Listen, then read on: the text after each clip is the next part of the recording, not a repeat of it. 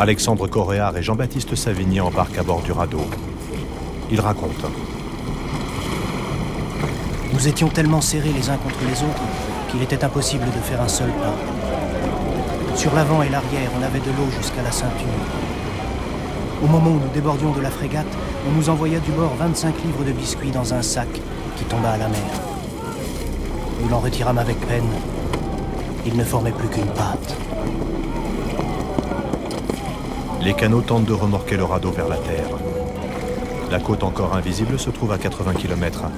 Mais la machine infernale surchargée flotte entre deux eaux. Elle retarde la progression du convoi. Les amarres sont finalement rompues et les canots s'éloignent. Nous sommes le 5 juillet 1816. La lente dérive du radeau de la Méduse commence. Après la disparition des embarcations, la consternation fut extrême. Tout ce qu'ont de terrible la soif et la faim se retraça à notre imagination. De la stupeur la plus profonde, les matelots et les soldats passèrent bientôt au désespoir. Nous vomissions 1000 imprécations contre ceux qui nous avaient laissés en proie à tant de maux et de dangers. L'officier qui commandait le radeau, ne pouvant se mouvoir, M. Savigny se chargea de faire installer la mâture. La voile orientait fort bien, mais son effet nous était de très peu d'utilité.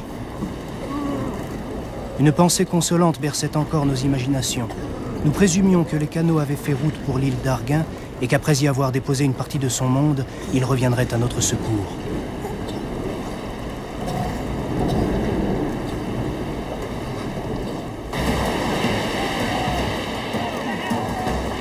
Des vagues extrêmement grosses déferlaient sur nous et nous renversaient quelquefois très rudement. Le cri des hommes se mêlait alors au bruit des flots, tandis qu'une mer terrible nous soulevait à chaque instant de dessus le radeau et menaçait de nous entraîner. Tout à coup, nous crûmes pendant quelques instants apercevoir des feux au loin. Nous fîmes des signaux en brûlant des amorces. Nous tirâmes même quelques coups de pistolet. Mais il paraît que la vue de ces feux n'était qu'une erreur de vision.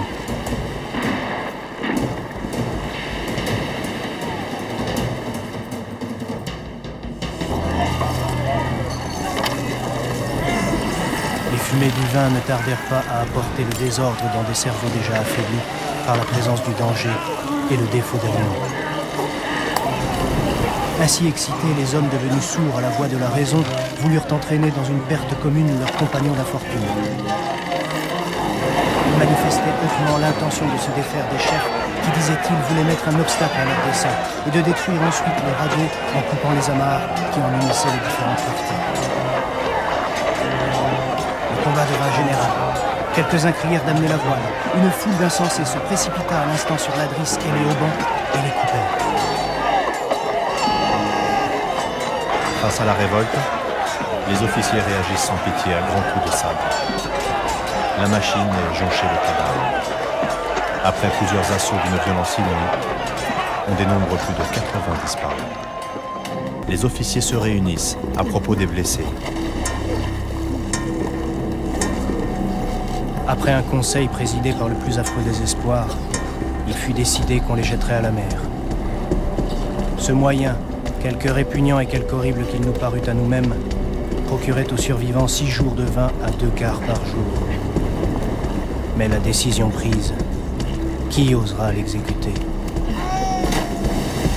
3 matelots et un soldat se chargèrent de cette cruelle mission. Et nous versâmes des larmes de sang.